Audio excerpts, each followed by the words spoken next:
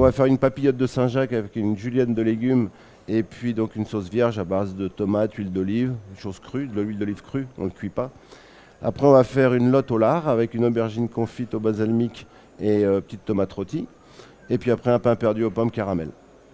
On va commencer par saisir les légumes, donc sans matière grasse. Alors ça, c'est du navet. Ici, de la patate douce. Et des pois gourmands que l'on taille en julienne. Vous voyez, sans matière grasse, ça colle pas du tout.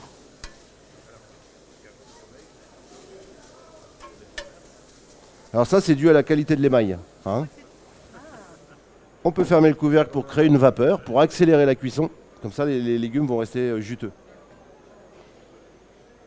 Le sel, le poivre. Voilà.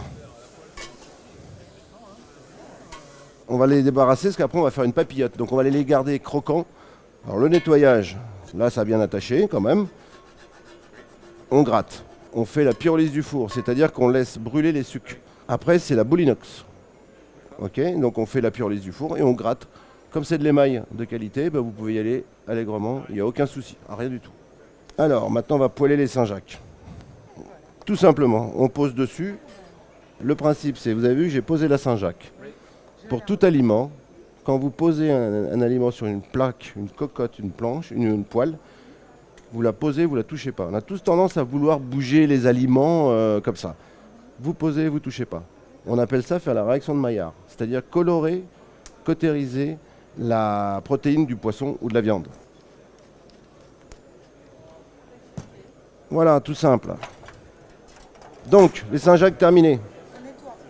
Nettoyage. Voilà, vous évacuez donc les résidus. Alors pour le nettoyage final, en fin de journée, vous allez éteindre votre machine et juste de l'eau claire.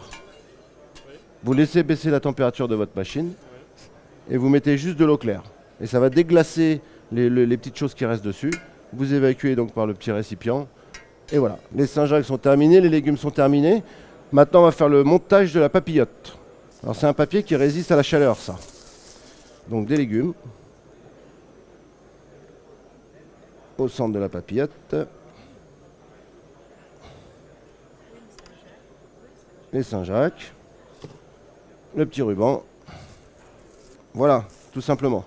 Et après, on va se les mettre là. Ok? La sauce que je vous ai préparée, c'est une sauce vierge. Donc, huile d'olive, coriandre orange, tomate, oignon rouge, le tout mélangé.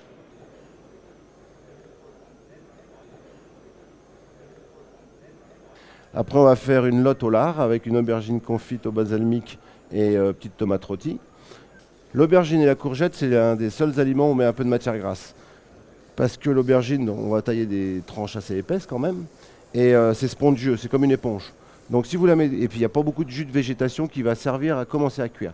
Donc là, on va juste badigeonner un tout petit peu avec un pinceau de l'huile d'olive. Ou si à la maison, vous avez un spray, vous aspergez, mais dans le plat, pas sur la plancha. Jamais sur la plancha, ça ne sert à rien. Voilà l'aubergine. Terminé. Et là, on va mettre un petit peu de vinaigre balsamique. Un petit peu d'huile. Voilà. Vierge. Tout à fait. Vous pouvez même superposer. La lotte. On pose. On ne touche pas. D'accord? Vous voyez, quand c'est sec, quand vous avez cautérisé la première surface, ça se décolle tout seul. Vous voyez, ça se décolle tout seul si on attend. Si on est patient, c'est tout seul.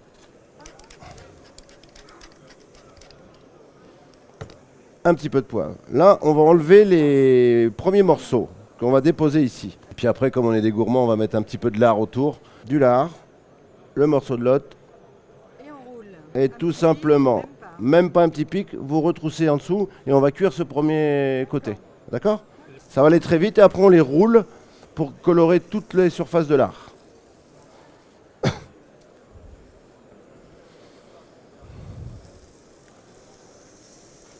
Je pense qu'on peut les commencer à rouler. Vous voyez?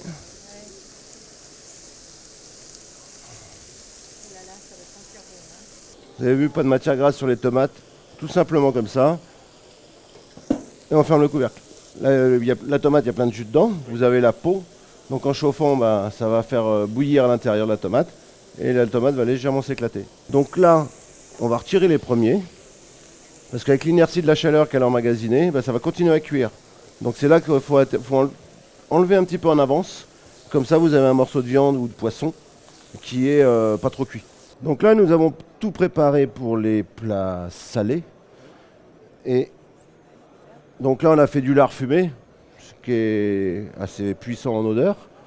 On a fait de la lotte, qui est du poisson, l'odeur pareil. Et ben on va faire le dessert là-dessus. Comme ça, vous allez vous rendre compte que l'émail n'est pas poreux. Donc, aucune saveur du poisson et du lard va être transmissible par rapport au pain perdu qu'on va faire. Alors, le pain perdu. Le lait de poule.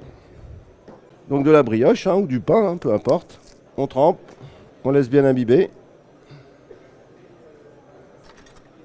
On arrose.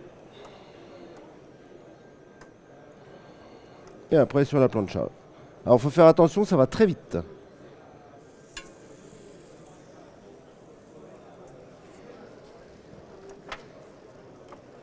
Vous voyez, c'est déjà cuit. Alors là, il faut bien racler franchement. Et à côté, on va faire des pommes. Vous pelez les pommes, vous les concassez, vous mettez du beurre fondu et vous les mélangez un petit peu. Et après, vous jetez sur la plancha pour chauffer. Pour le caramel, vous faites votre caramel blond. Vous faites chauffer de la crème liquide à côté. Un fouet. Vous versez la crème chaude dans le caramel chaud. Et vous fouettez énergiquement.